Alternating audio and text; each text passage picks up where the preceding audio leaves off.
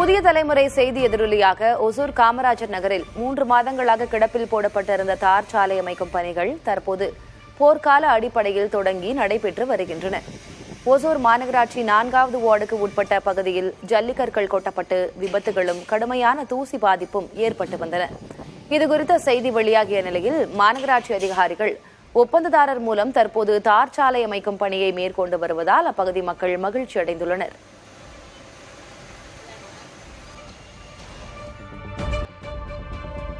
பூட்டான் எல்லையிலிருந்து சுமார் 35 யானைகள் கொண்ட கூட்டம் மேற்கு வங்கத்தின் ஜல்பாய்குரி பகுதிக்குள் நுழைந்து சாலையை கடந்ததால் அப்பகுதியில் சிறிது நேரம் போக்குவரத்து நெரிசல் ஏற்பட்டது. பூட்டான் மற்றும் டுவார்ஸ் பகுதிகளில் பெய்து வரும் தொடர் கனமழையால் ஆறுகளில் நீர்மட்டம் உயர்ந்ததை தொடர்ந்து பாதுகாப்பான பகுதிகளை தேடிச் சென்றிருந்த யானைகள் மீண்டும் ஜல்பாய்குரி வனப்பகுதியை நோக்கி திரும்பியதாக தெரிவிக்கப்பட்டுள்ளது. அசம்பாவிதங்களை தவிர்க்க வனத்துறையினர் கண்காணிப்பு பணியில் ஈடுபட்டுள்ளனர். அரசு விழாவில் தனது பெயரை ஏன் முதலில் போடவில்லை என ஜெகதீஸ்வரி மாவட்ட ஆட்சியரிடம் கேள்வி எழுப்பினார். விருதுநகரில் நடைபெற்ற சிலம்ப வீரர் வீராங்கனைகளுக்கான பரிசளிக்கும் விழாவில் சமூக நலத்துறை அமைச்சர் ஜெகதீஸ்வரி, மாவட்ட ஆட்சியர் உள்ளிட்ட பலர் கலந்து கொண்டனர். அந்நிகழ்ச்சிக்காக விழா மேடையில் வைக்கப்பட்டிருந்த பேனரில் தொழில்துறை அமைச்சர் கீர்த்தனாவின் பெயர் முதலில் இடம்பெற்றிருந்தது. இதனால் அதிருப்தியான ஜெகதீஸ்வரி துறை ரீதியாகவும் மாவட்ட பொறுப்பு அமைச்சர் என்ற வகையிலும் எனது பெயரே முதலில் வர வேண்டும் மாவட்ட ஆட்சியரிடம் வாக்குவாதத்தில் ஈடுபட்டார். பொதுவாக டிஸ்ட்ரிக்ட்லேயே எந்த ப்ரோக்ராம் பொறுப்பு அமைச்சர் முறையில் நீங்கள் ஃபஸ்ட்டு போடுவீங்க. என் பேர் என்ன பொதுவாக டிஸ்ட்ரிக்ட்லேயே எந்த ப்ரோக்ராம் பொறுப்பு அமைச்சர் முறையில் நீங்கள் ஃபஸ்ட்டு போடுவீங்க. என் பேர் என்ன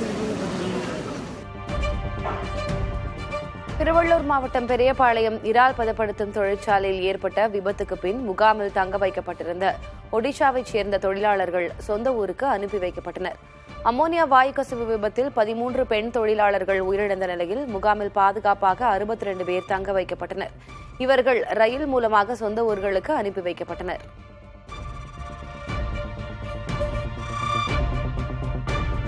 அந்தியோதயா அன்ன யோஜனா திட்டத்தில் ரேஷன் அட்டைதாரர்களுக்கு நபர் ஒருவருக்கு மாதம் 7 கிலோ இலவச உணவு தானியம் வழங்குவது குறித்து மத்திய அரசு பரிசீலித்து வருகிறது. தற்போது மாதத்துக்கு 35 கிலோ அரிசி அல்லது கோதுமை இலவசமாக வழங்கப்படும் நிலையில் இந்த முறையில் மாற்றங்களை செய்வது குறித்து மத்திய அரசு பரிசீலித்து வருகிறது. 2 பேர் மட்டுமே கொண்ட குடும்பம் எனில் தலா 7 கிலோ வீதம் மொத்தம் 14 கிலோ இலவச உணவு தானியமும், 5 அல்லது அதற்கு மேல் உறுப்பினர்களை கொண்ட குடும்பத்துக்கு மாதம் அதிகபட்சம் 35 கிலோ இலவச உணவு தானியமும் வழங்க மத்திய அரசு யோசித்து வருகிறது.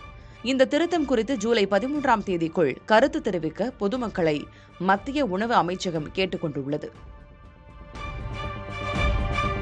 எதிர்க்கட்சித் தலைவர் உதயநிதி ஸ்டாலின் சொந்த காரணங்களுக்காக துபாய்க்கு சென்றுள்ளார். சட்டமன்ற கூட்டத்தொடரில் முழுமையாக பங்கேற்ற அவர் அதனைத் தொடர்ந்து துபாய் பயணம் மேற்கொண்டுள்ளார். ஓய்வெடுக்கவும் தனிப்பட்ட காரணங்களுக்காகவும் துபாய் சென்றுள்ள அவர் 27ஆம் தேதி சென்னை திரும்ப திட்டமிட்டுள்ளதாக தகவல் வெளியாகியுள்ளது.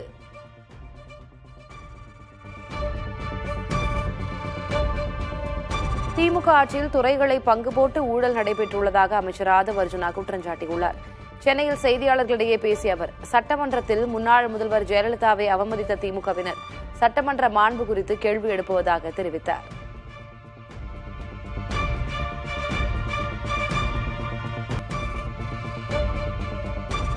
வெனிசுலா தலைநகர் கராகஸ் மற்றும் அதன் சுற்றுவட்டார பகுதிகளில் ஏற்பட்ட இரட்டை சக்தி வாய்ந்த நிலநடுக்கங்களில் உயிரிழந்தோரின் எண்ணிக்கை 235ஆக உயர்ந்துள்ளது. நூற்றுக்கணக்கானோர் இடிபாடுகளில் சிக்கியுள்ளதோடு பலரை காணவில்லை என அதிகாரிகள் தெரிவித்தனர். நிலநடுக்கத்தால் நூற்றுக்கணக்கான கட்டிடங்கள் சேதமடைந்ததோடு ஆயிரக்கணக்கான மக்கள் வீடுகளை இழந்திருக்கிறார்கள். தொடர்ந்து ஏற்பட்ட அதிர்வுகள் மீட்புப் பணிகளை பாதித்ததாகவும் தெரிவிக்கப்பட்டுள்ளது. பேரிடருக்கு பிறகான சேதங்கள் தொடர்பான வான்வழி காட்சிகள் நிலநடுக்கத்தின் கோரத்தை வெளிப்படுத்தின. வெனிசுவேலாவில் ஏற்பட்ட நிலநடுக்கங்களில் உயிரிழந்தோரின் எண்ணிக்கை 235ஆக உயர்ந்த நிலையில் அர்ஜென்டினாவின் பியூனஸ் ஐர்ஸில் வசிக்கும் நூற்றுக்கணக்கான வெனிசுலா மக்கள் கத்தோலிக்க திருப்பலியில் பங்கேற்றனர். பேரிடரால் பாதிக்கப்பட்ட உறவினர்கள் மற்றும் அனைத்து வெனிசுலா மக்களுக்காகவும் அவர்கள் பிரார்த்தனை செய்தனர். இதற்கிடையில் மீட்புப் பணியாளர்கள், மருத்துவர்கள், ராணுவ ஆதரவு குழு, விமானங்கள் மற்றும் நிவாரணப் பொருட்களை வெனிசுவேலாவுக்கு அனுப்ப தயாராக இருப்பதாக அர்ஜென்டினா அரசு தெரிவித்தது. வெனிசுலாவில் ஏற்பட்ட நிலநடுக்கங்களால் பாதிக்கப்பட்ட மக்களுக்கு மீட்பு மற்றும் மனிதாபிமான உதவிகளை வழங்குவதற்கான டொமினிக்கன் குடியரசு சிறப்பு நிபுணர்கள் மற்றும் நிவாரணப் பொருட்களோடு விமானத்தை அனுப்பியது. வெனிசுலாவில் ஏற்பட்ட நிலநடுக்கங்களால் பாதிக்கப்பட்ட மக்களுக்கு டொமினிக்கன் மக்களின் ஒற்றுமையையும் ஆதரவையும் வெளிப்படுத்திய அதிபர் லூயிஸ் அபினாதர் வழங்கிய உத்தரவின் பேரில் இந்நடவடிக்கை மேற்கொள்ளப்பட்டது. வடகொரியாவின் அச்சுறுத்தல்களை எதிர்கொள்ளும் நோக்கில் தென்கொரியா தனது ட்ரோன் மற்றும் ட்ரோன் எதிர்ப்பு திறன்களை மேம்படுத்த நடவடிக்கைகளை முடுக்கிவிட்டுள்ளது. இதன் ஒரு பகுதியாக 5 லட்சம் ட்ரோன் வீரர்களுக்கு பயிற்சி அளிப்பதோடு 2029க்குள் ராணுவத்தின் அனைத்து பிரிவுகளிலும் பயன்படுத்த 1,10,000 ட்ரோன்கள் தயாரிக்கப்பட உள்ளன. இந்த ட்ரோன்கள் முழுமையாக உள்நாட்டில் தயாரிக்கப்படும் உதிரி பாகங்களை கொண்டு உருவாக்கப்படும் என்றும் தென்கொரிய பாதுகாப்புத்துறை அமைச்சர் ஆன் கியூபேக் கூறினார்.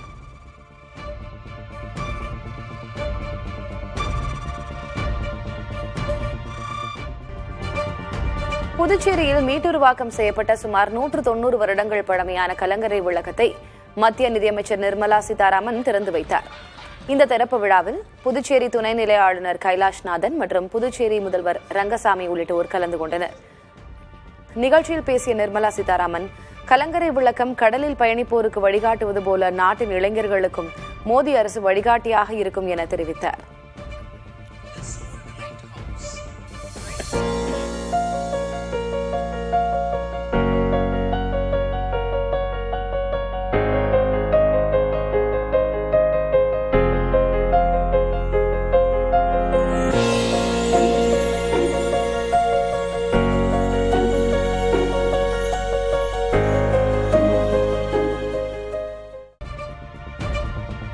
சென்னையில் ஆபரண தங்கத்தின் விலை சவரனுக்கு 640 ரூபாய் உயர்ந்துள்ளது.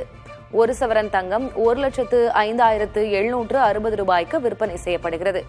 1 கிராம் தங்கம் 80 ரூபாய் உயர்ந்து 13,220 ரூபாய்க்கு விற்பனையாகிறது. தங்கத்தை போல வெள்ளி விலையும் உயர்ந்துள்ளது. வெள்ளி கிராமுக்கு 5 ரூபாய் உயர்ந்து 235 ரூபாய்க்கும், கிலோவுக்கு 5,000 ரூபாய் உயர்ந்து 2,35,000 ரூபாய்க்கும் விற்பனையாகிறது.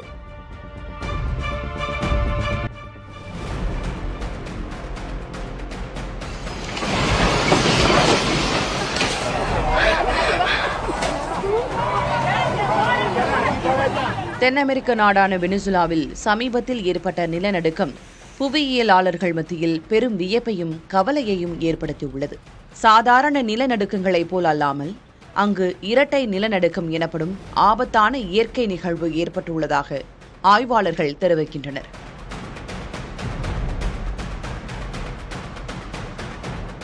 பொதுவாக ஒரு பெரிய நிலநடுக்கம் ஏற்படும் போது பூமியின் அடியில் டெக்டானிக் தட்டுகளின் அழுத்தம் வெளியாகி அதன் பின் சிறிய அளவிலான தொடர் அதிர்வுகள் மட்டுமே ஏற்படும்.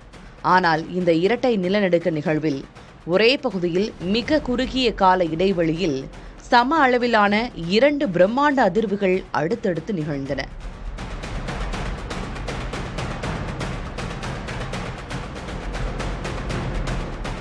முதல் நிலநடுக்கத்தின் அழுத்த விசை பூமியை அமைதிப்படுத்துவதற்கு பதிலாக அருகில் உள்ள மற்றொரு பாறை அடுக்கின் மீது திடீரென திணிக்கப்பட்டதால் அடுத்த பாறையும் உடனடியாக உடைந்து சிதறி உள்ளது. இதனால் முதல் அதிர்வை விட இரண்டாவது அதிர்வு பல மடங்கு சக்தி உள்ளதாக மாறி தாக்கத்தை ஏற்படுத்தியுள்ளதாக புவியியல் நிபுணர்கள் தெரிவிக்கிறார்கள்.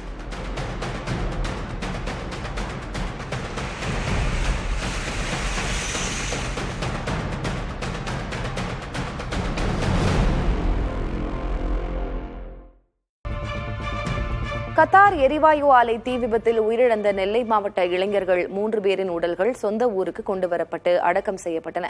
தமிழக அரசு ஏற்பாடு செய்த தனி ஆம்புலன்ஸ்கள் மூலம் உடல்கள் அவர்களின் சொந்த ஊர்களான பனகுடி மற்றும் சிதம்பரபுரத்திற்கு அனுப்பி வைக்கப்பட்டன. பின்னர் அரசு சார்பில் அதிகாரிகள் அஞ்சலி செலுத்தினர். சொந்த ஊருக்கு கொண்டுவரப்பட்ட இளைஞர்களின் உடலை கண்டு உறவினர்கள் மற்றும் ஊர் மக்கள் கதறி அழுதனர்.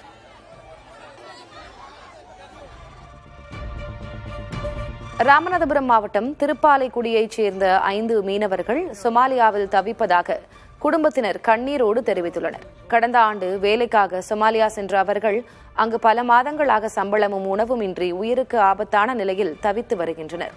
தங்களை காப்பாற்றுமாறு அவர்கள் அனுப்பிய வீடியோவை கண்டு அதிர்ச்சியடைந்த குடும்பத்தினர் அரசு தலையிட்டு அவர்களை தாயகம் மீட்டு வர வேண்டும் என மாவட்ட ஆட்சியரிடம் கண்ணீருடன் மனு அளித்துள்ளனர்.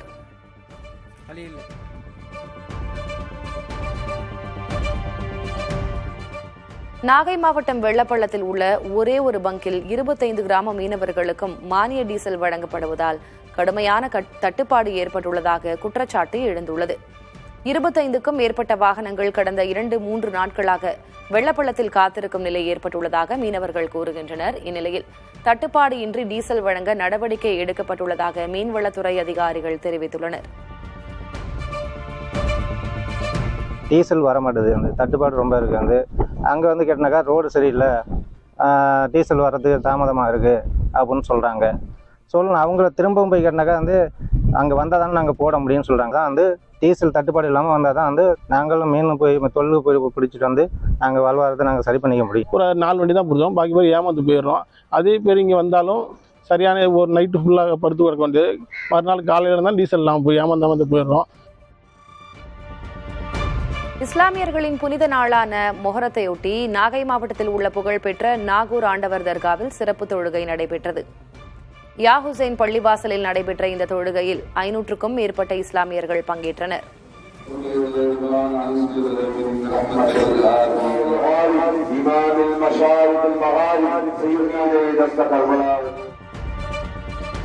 திண்டுக்கல் மாவட்டம் வேடச்சந்தூர் அருகே உள்ள குடகனாறு அணையின் நீர்மட்டம் 15.72 அடியாக குறைந்துள்ளதால் விவசாயிகள் கவலையடைந்துள்ளனர். திண்டுக்கல் மற்றும் கரூர் மாவட்டங்களில் சுமார் 9000 ஏக்கர் விளைநிலங்களின் பாசனமும் கால்நடைகளின் தண்ணீர் தேவையும் பாதிக்கப்பட்டுள்ளதாக கூறுகின்றனர். குடிநீர் தட்டுப்பாட்டை தடுக்க ராஜவாய்க்கால் போன்ற நீர்வரத்து மடைகளை திருப்பி அமைத்து நீர் ஆதாரத்தை மேம்படுத்த வேண்டும் என பொதுமக்கள் கோரிக்கை விடுத்துள்ளனர். நீலகிரி மாவட்டம் உதகை மற்றும் குன்னூர் புறநகர் பகுதிகளில் பலத்த காற்று வீசி வருவதால் முன்னெச்சரிக்கையாக அபாயகரமான மரங்களை வெட்டி அகற்றும் பணியில் மாவட்ட நிர்வாகம் ஈடுபட்டுள்ளது. மழைக்காலத்தில் மரங்கள் முறிந்து விழுந்து விபத்துகள் ஏற்படுவதை தடுக்க தீயணைப்பு மற்றும் வருவாய்த்துறையினர் இணைந்து இப்பணிகளை மேற்கொண்டு வருகின்றனர்.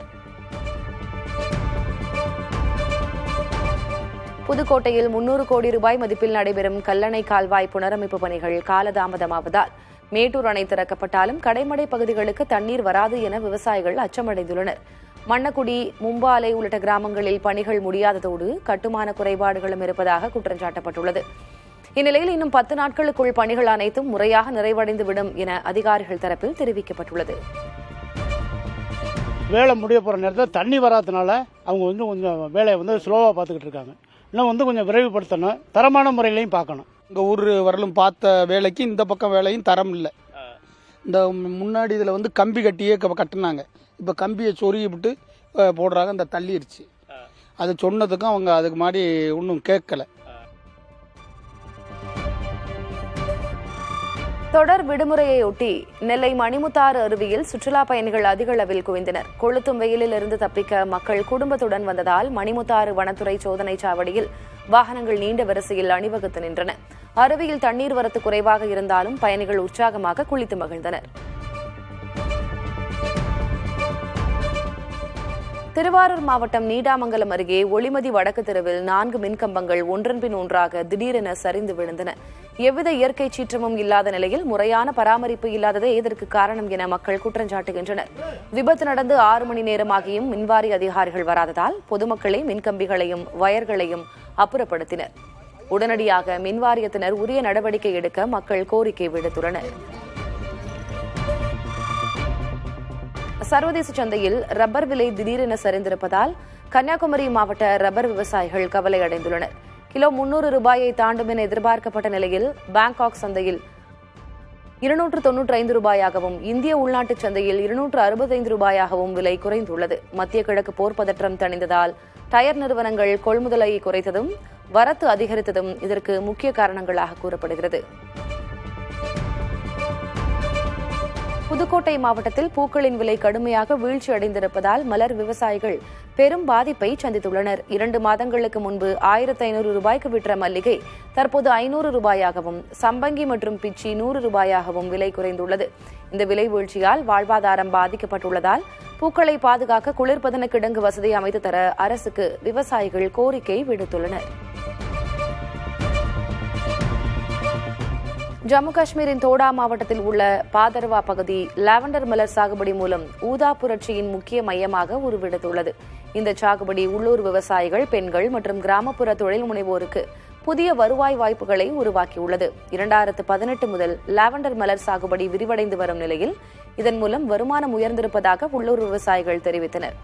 ஆண்டுதோறும் நடைபெறும் லாவெண்டர் திருவிழா பாதர் பகுதியை தேசிய மற்றும் சர்வதேச அளவில் அறிமுகப்படுத்தியதோடு அப்பகுதியில் நறுமணப் பொருட்கள் சார்ந்த தொழில்துறை வளர்ச்சிக்கும் ஊக்கமளித்துள்ளது.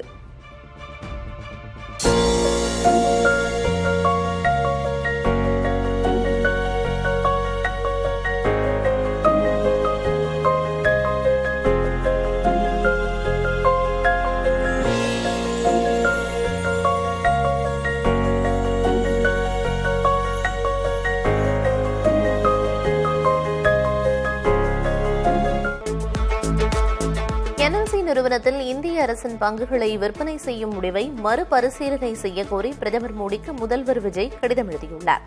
அதில் NLC இந்தியா நிறுவனத்தின் 3 விழுக்காடு வரையிலான பங்குகளை விற்பனைக்கான சலுகை முறையில் விற்கும் மத்திய அரசின் முடிவுக்கு தமிழ்நாடு அரசு வருத்தம் தெரிவிப்பதாக முதல்வர் குறிப்பிட்டுள்ளார்.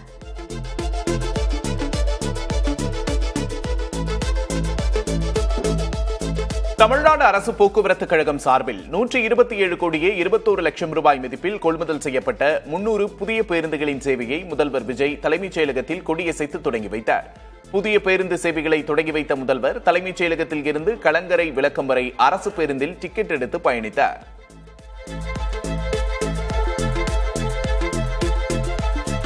சென்னையில் 300 புதிய பேருந்துகளின் சேவையை தொடங்கி வைத்த முதல்வர் விஜய் பேருந்து ஒன்றில் கலங்கரை விளக்கம் வரை பயணித்த போது சாலையில் பிற வாகனங்கள் நிறுத்தப்பட்டதால் கடும் போக்குவரத்து நெரிசல் நேரிட்டது.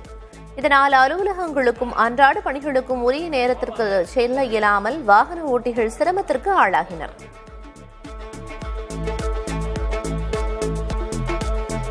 சட்டவிரோத பணப்பரிவர்த்தனை வழக்கு தொடர்பாக முன்னாள் கேரள முதல்வர் பினராயி விஜயனின் மகள் வீணாவிடம் அமலாக்கத்துறை 2வது முறையாக விசாரணை நடத்தியுள்ளது.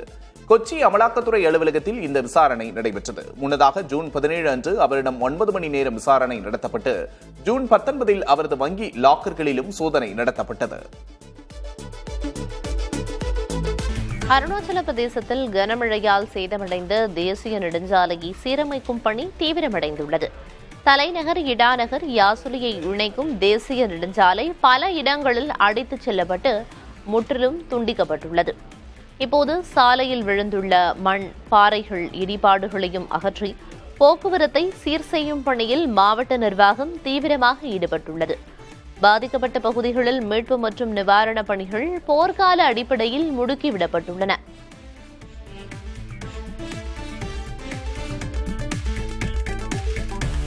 மாநிலங்களவையில் புதிதாக தேர்ந்தெடுக்கப்பட்ட மற்றும் மறுதேர்வு செய்யப்பட்ட 10 உறுப்பினர்களுக்கு மாநிலங்களவை தலைவர் CP ராதாகிருஷ்ணன் பதவி பிரமாணம் செய்து வைத்தார். அதன்படி மாநிலங்களவை உறுப்பினர்களாக ஆந்திராவிலிருந்து 4 பேர், ஜார்க்கண்ட் மாநிலத்தைச் சேர்ந்த 2, தமிழ்நாடு, குஜராத், அருணாச்சல பிரதேசம் மற்றும் ஒடிஷா மாநிலங்களிலிருந்து தலா 1 பதவியேற்றுக் கொண்டனர். தமிழகத்திலிருந்து தேர்ந்தெடுக்கப்பட்ட பிரவீன் சக்கரவர்த்தி தமிழிலும், தமிழ்நாடு ஸ்ரீ பிரவீன் சக்கரவர்த்தி மாநிலங்களவையின் உறுப்பினராக தேர்ந்தெடுக்கப்பட்டிருக்கும் பிரவீன் சக்கரவர்த்தி என்னும் நான் சட்டத்தினால் நிறுவப்பெற்றதான இந்திய அரசியல் சட்டத்தின் மீது உண்மையான பற்றார்வமும் பற்றுறுதியும் கொண்டிருப்பேன் என்றும் இந்தியாவின் இறையாண்மையையும் ஒருமைப்பாட்டையும் உறுதியாக பற்றி நிற்பேன் என்றும் நான் இப்போது ஏற்கவிருக்கும் கடமையினை நேர்மையாக நிறைவேற்றுவேன் என்றும் கடவுளின் பெயரால் ஆணையிட்டு கூறுகிறேன். ஆந்திராவைச் சேர்ந்தவர்கள் தெலுங்கிலும் பதவியேற்றுக் கொண்டது மொழி பன்மைக்கு முக்கியத்துவம் அளிக்கும் வகையில் இருந்தது. அடுத்த மாதம் தொடங்கும் நாடாளுமன்ற கூட்டத்தொடரிலிருந்து மிக முக்கிய மசோதாக்களை ஒவ்வொன்றாக நிறைவேற்ற மத்திய அரசு திட்டமிட்டுள்ளதாக தகவல்கள் வெளியாகியுள்ளன. மாநிலங்களவையில் தேசிய ஜனநாயக கூட்டணி பலம் 150ஆக உயர்ந்துள்ளது. இன்னும் 13 இடங்கள் இருந்தால் அரசமைப்பு சாசன மசோதாக்களை நிறைவேற்றுவதற்கான 3/2 பங்கு பெரும்பான்மை ஆளும் கூட்டணிக்கு கிடைத்துவிடும். மேற்கு வங்கத்தில் இடைத்தேர்தல் நடைபெறவுள்ள 3 இடங்களிலும் வெற்றி கிடைக்கும் என்பதால் இந்த எண்ணிக்கை 153ஆக உயரும். ஆனால் இன்னும் சில மாதங்களில் உத்தரப்பிரதேசத்தில் 10 இடங்களுக்கு நடைபெறும் மாநிலங்களவை தேர்தலில் சமாஜ்வாதிக்கு அதிக இடங்கள் கிடைக்கும் என்பதால் அங்கு பாஜகவின் எண்ணிக்கை குறையும். மறுமுனையில் மக்களவையில் ஏற்கனவே உள்ள 293 என்ற பலத்தோடு திரிணாமுல் உத்தவ் சிவசேனாவிலிருந்து பிரிந்து வருபவர்கள் எண்ணிக்கையை சேர்த்தால் ஆளும் கூட்டணியின் பலம் 319 மட்டுமே உள்ளது. இங்கு 3/2 பங்கு பெரும்பான்மைக்கு தேவைப்படும் எண் 363 உள்ளது. இதற்கு 44 உறுப்பினர்கள் ஆதரவு தேவை. எனவே மாநிலங்களவையை விட மக்களவையில் 3/2 பங்கு ஆதரவை பெற ஆளும் கூட்டணி பெரிதும் போராட வேண்டியிருக்கும். OSR, பிஜு ஜனதா தளம் போன்ற கட்சிகளையும் சேர்த்தால் கூட 3/2 பங்கு பெரும்பான்மை தற்போதுள்ள நிலையில் சவாலானதாகவே உள்ளது. ஆளும் கூட்டணி 3/2 பெரும்பான்மையை பெறவே முடியாது என காங்கிரஸ் கட்சியின் ஜெயராம் ரமேஷ் திட்டவட்டமாக கூறியுள்ளார். இது போன்ற சூழலில் தொகுதி மறுவரையறை, ஒரே நாடு ஒரே தேர்தல் போன்ற முக்கிய மசோதாக்களை நிறைவேற்ற மத்திய பாஜக அரசு எது போன்ற நகர்வுகளை மேற்கொள்ளும் என்ற கேள்வி எழுந்திருக்கிறது. போராட்டம் நடத்தும் மாணவர்களை தீவிரவாதிகள் என குறிப்பிட்ட மத்திய அமைச்சர் தர்மேந்திர பிரதான் தனது தோல்விக்கு பொறுப்பேற்று பதவி விலக வேண்டும் என எதிர்க்கட்சித் தலைவர் ராகுல் காந்தி வலியுறுத்தியுள்ளார். அவர் வெளியிட்டுள்ள எக்ஸ் பதிவில் கல்வி அமைச்சரின் தோல்வியால் 20 மாணவர்கள் உயிரிழந்திருப்பதாகவும் கோடிக்கணக்கான இளைஞர்களின் எதிர்காலம் இருள் சூழ்ந்திருப்பதாகவும் சாடியுள்ளார். கேள்வி கேட்பவர்களை தேச விரோதிகள் என்று முத்திரை குத்தும் பாஜகவினர் இப்போது இளைஞர்களை தீவிரவாதிகள் என்று கூறுவதாக குற்றம் சாட்டினார். நாட்டின் இளைஞர்களிடம் தர்மேந்திர பிரதான் உடனடியாக மன்னிப்பு கோர வேண்டும் என்றும் வலியுறுத்தினார்.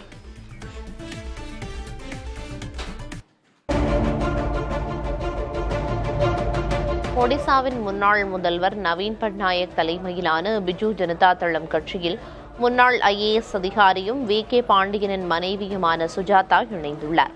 2024 தேர்தல் தோல்விக்கு பிறகு கட்சியை மறுசீரமைக்கவும், பெண் வாக்காளர்களுடன் வலுவான தொடர்பை ஏற்படுத்தவும் நிர்வாக அனுபவமிக்க சுஜாதாவை நவீன் பட்நாயக் கட்சியில் இணைத்துள்ளதாக கூறப்படுகிறது. பெண்கள் சுய உதவிக் குழுக்களை வலுப்படுத்திய மிஷன் சக்தி திட்டத்தின் முகமாக அறியப்படும் இவர் கட்சியின் தலைமுறை மாற்றத்தின் ஒரு பகுதியாகவும் பார்க்கப்படுகிறார். சுஜாதாவின் வருகையால் கட்சியின் மூத்த தலைவர்கள் அதிருப்தியில் இருப்பதாக கூறப்படும் நிலையில் அடுத்த தேர்தலிலும் தானே கட்சியை வழிநடத்துவேன் என்று நவீன் பட்நாயக் தெளிவுபடுத்தியுள்ளார்.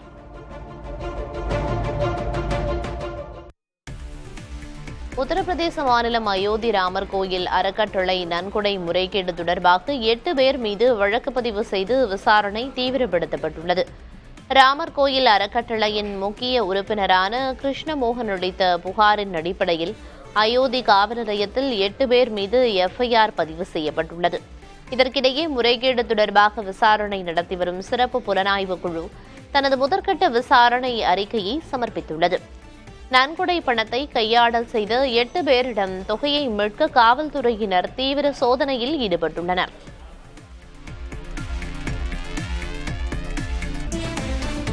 கச்சா எண்ணெய் விலை சரிவது தொடர்ந்து நீடித்தால் விமான நிறுவனங்களுடன் பேசி பயண கட்டணங்களை குறைக்க நடவடிக்கை எடுக்கப்படும் என்று மத்திய சிவில் விமான போக்குவரத்து துறை அமைச்சர் K. ராம்மோகன் நாயுடு தெரிவித்துள்ளார். டெல்லியில் செய்தியாளர்களிடம் பேசிய அவர் சமீப காலமாக விமான எரிபொருள் விலை குறைந்து வருவதாக கூறினார்.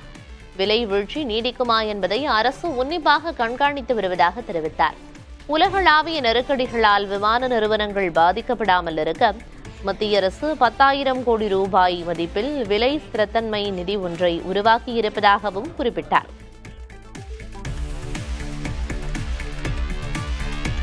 கடந்த ஜூன் 22 அன்று அமிர்தசரஸில் தரையிறங்க முயன்ற ஏர் இந்தியா விமானம் ஓடுபாதையில் பறவைகள் இருந்ததால் வட்டமடிக்க அறிவுறுத்தப்பட்டது.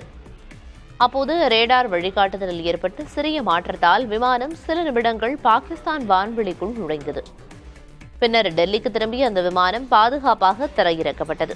இச்சம்பவம் குறித்து உடனடியாக அதிகாரப்பூர்வமாக தெரிவிக்க தவறியதால் அமிர்தசரஸ் விமான போக்குவரத்து கட்டுப்பாட்டு அதிகாரி மற்றும் விமானிகளை தற்காலிகமாக இடைநீக்கம் செய்து DGCA உத்தரவிட்டுள்ளது.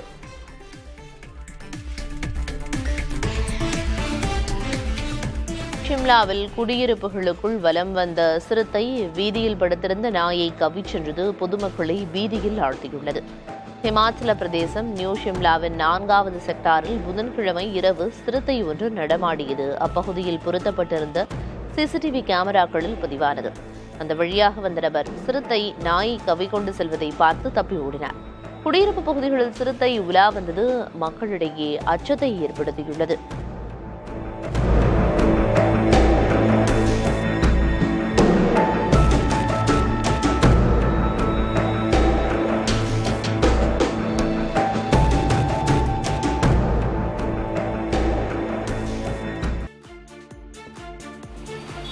மற்றும் அதன் புறநகர் பகுதிகளில் இரவில் பெய்த மழையால் குளிர்ச்சியான சூழல் நிலவியது.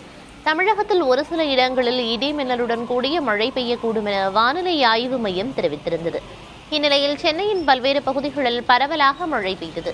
வடபழனி, மாம்பழம், அசோக் நகர், ஈக்காட்டுத்தாங்கல், தாம்பரம், நுங்கம்பாக்கம், சைதாப்பேட்டை, கிண்டி, காமராஜர் சாலை உள்ளிட்ட பகுதிகளில் மிதமான மழை பெய்ததால் வெப்பம் தணிந்து குளிர்ச்சியான சூழல் நிலவியது.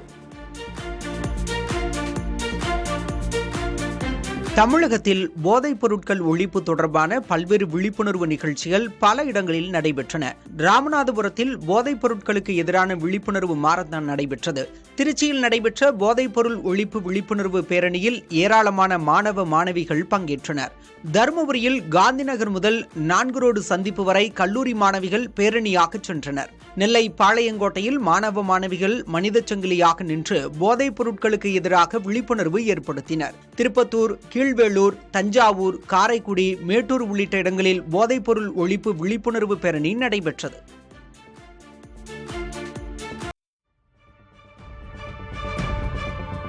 தென்காசியில் சுற்றுச்சூழல் துறை அமைச்சர் ராஜீவ் ஆய்வு மேற்கொண்டார். வாசுதேவநல்லூர், புளியங்குடி, ராயகிரி ஆகிய பகுதிகளில் ஆய்வு மேற்கொண்ட அவர் புளியங்குடி பேருந்து நிலையத்தில் குடிநீர் மற்றும் கழிவறை வசதிகளை மேம்படுத்த உத்தரவிட்டார்.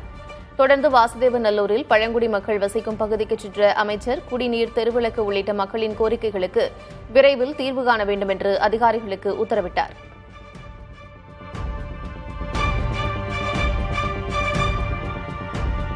சதுரகிரி சுந்தரமகாலிங்கம் கோயிலில் ஆனி மாத பிரதோஷம் மற்றும் பௌர்ணமியை முன்னிட்டு நாளை முதல் 4 நாட்களுக்கு பக்தர்கள் மலையேற அனுமதி வழங்கப்பட்டுள்ளது. நீதிமன்ற உத்தரவுப்படி மாதம் 8 நாட்கள் மட்டுமே இனி அனுமதி என்ற நிலையில் காலை 6 முதல் 10 மணி வரை மட்டுமே பக்தர்கள் அனுமதிக்கப்படுகின்றனர்.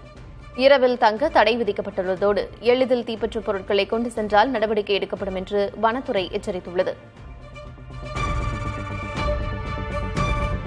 கேரள மாநிலம் வயநாடு முத்தங்கா அருகே குடியிருப்பு பகுதிக்குள் புகுந்து கடந்த 2 மாதங்களாக ஆடு, மாடு மற்றும் நாய்களை வேட்டையாடி வந்த புலி ஒன்று வனத்துறையினர் வைத்த கூண்டில் சிக்கியது. வனத்துறையினருக்கு போக்கு காட்டி வந்த புலி பிடிபட்டதைத் தொடர்ந்து அது வன உயிரியல் பூங்காவிற்கு மாற்றப்பட்டது. இதனால் கடந்த 2 மாதங்களாக அச்சத்தில் இருந்த அந்த பகுதி பொதுமக்கள் நிம்மதியடைந்துள்ளனர்.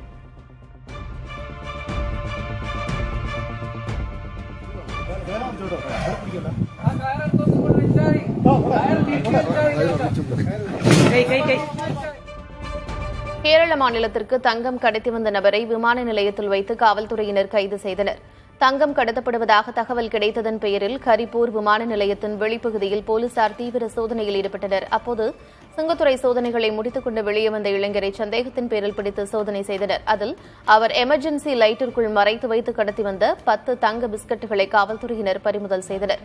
இது தொடர்பாக மலப்புரத்தைச் சேர்ந்த இளைஞரை கைது செய்த போலீசார் தீவிர விசாரணை நடத்தி வருகின்றனர்.